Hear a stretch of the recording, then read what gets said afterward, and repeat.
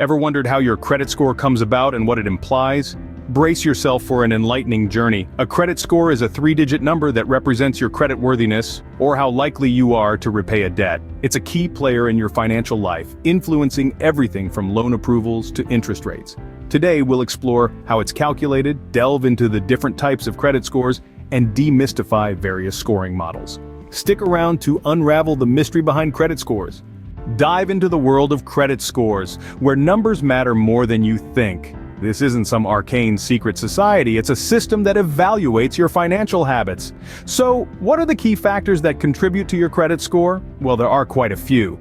First up, payment history. This is the record of whether you've paid your bills on time. It's the heavyweight in this ring, making up about 35% of your total score.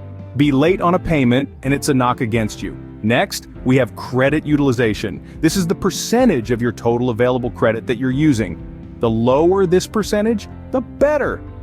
It accounts for about 30% of your overall score.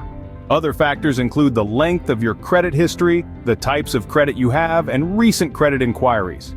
Each of these plays a smaller but still significant role in your overall credit score. With these factors in mind, let's explore the different types of credit scores. Did you know you have not one but 3 different credit scores?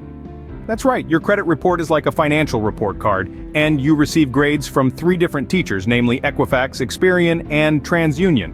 Let's start with Equifax. They use a proprietary model to calculate your score, taking into account things like your payment history, the amount of debt you have, and the length of your credit history.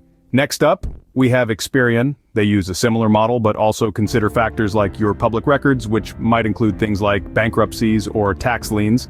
Lastly, there's TransUnion. They also have their own model, and while they consider many of the same factors as Equifax and Experian, they might weigh them differently.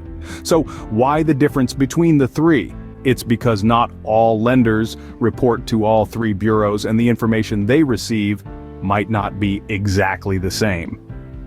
Now that we know the trio, let's delve into the different scoring models. Scoring models are not as complex as they sound, and here's why. Just like a recipe uses different ingredients to create a unique dish, scoring models use various factors to calculate your credit score. 2 of the most common models are FICO and VantageScore. Let's start with FICO.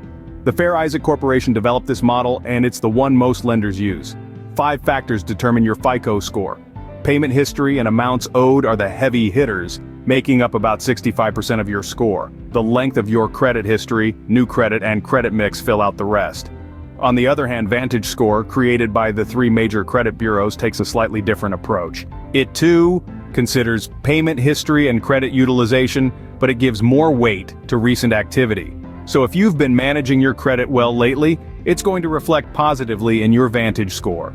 Now, you might wonder why we have different models. Well, each model caters to different financial situations. For instance, if you're new to credit, VantageScore might be more forgiving, while FICO scores might suit those with a longer credit history. And let's not forget, there are specific models for different types of credit, like mortgage scores, auto scores, and credit card scores.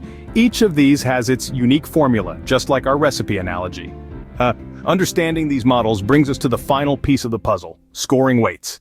Ever wondered why your mortgage score differs from your auto score? Here's the answer. Scoring weights are like the secret sauce that changes the flavor of your credit score.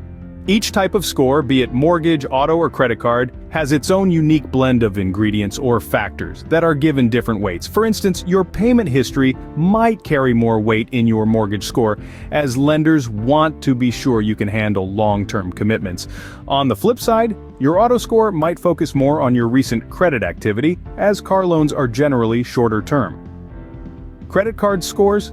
They often prioritize your credit utilization rate, assessing how well you manage your revolving credit.